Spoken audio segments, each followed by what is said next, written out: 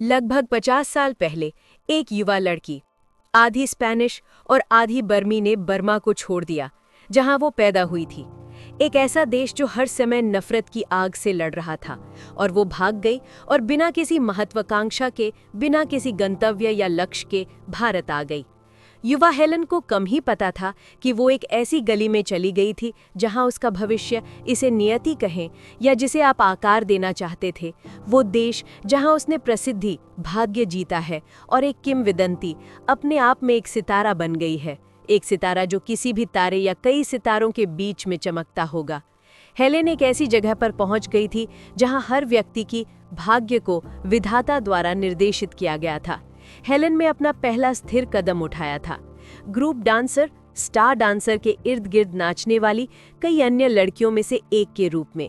एक डांसर जो कोयल कुक्कू हर फिल्म की नृत्य महिमा हुआ करती थी। उस समय एकमात्र डांसिंग स्टार थी जो सबसे अधिक भुगतान करती थी और जिसे ये कहा जाना चाहिए था, यहाँ एक नगर पालिका अस्पताल में बेघर, दरिद्र और बिना देखभाल के मृत्यु हो गई। यहाँ तक कि उसके शरीर पर दावा करने वाला भी कोई नहीं था, जो एक बार लाखों लोगों का आकर्षण का केंद्र थी। डांसर के रूप में उनकी लोकप्रियता आसमान पर पहुंच गई और उनके गुरु श्री अरोड़ा को नए विचार दिए। उन्होंने उन्हें फिल्मों की अग्रणी महिला में बदलने का फैसला किया, लेकिन उन्हें चंद्रशेखर, चाचा और दारा जैसे नायकों के साथ भूमिकाएं मिली। वो केवल अपने फॉरेन लुक और अपने अंग्रेजी उच्चारण और जिस तरह से उन्होंने खुद को और अपनी सभी छवि को सेक्सी डांसर के रूप में आगे बढ़ाया, उसके कारण वास्तव में इसे बड़ा नहीं बना सकी। हेलेन, जो सम्मानित हेलेन जी थीं, अब सहायक पात्रों और पिशाचों को निभाने की कोशिश की और एक सफलता थी।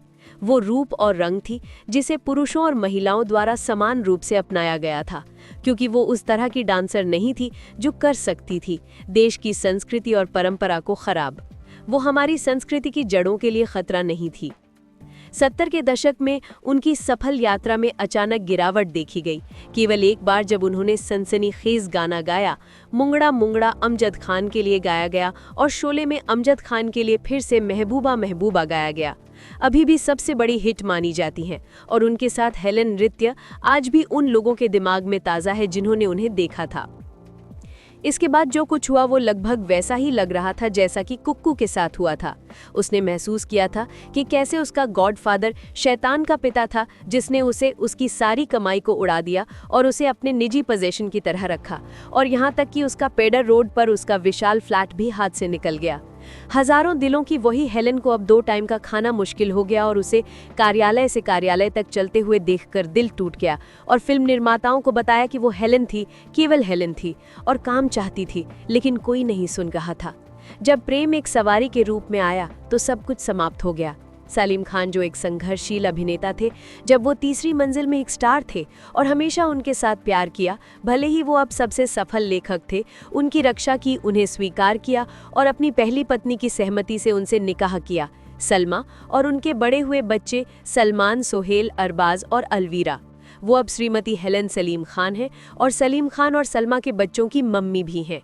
वो चलती रहीं और अकायला और खामोशी द म्यूजिकल जैसी फिल्मों में मां की भूमिका निभाई, जिसमें उन्होंने ये भी दिखाया कि वो अब भी कितना अच्छा नृत्य कर सकती हैं। हेलेन अब 80 वर्ष की हैं और अपने परिवार के साथ शांति में हैं। उन्होंने अपना जीवन भी समर्पित कर दिया है।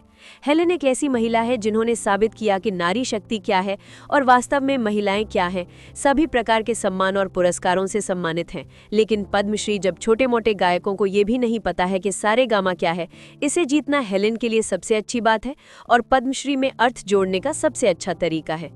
सलाम बेगम हेलेन सलीम खान, आपकी कहानी को सलाम, आपके काम को सलाम, आपकी कामयाबी को सलाम और आपकी दिलदारी को सलाम। सलाम सलाम सलाम।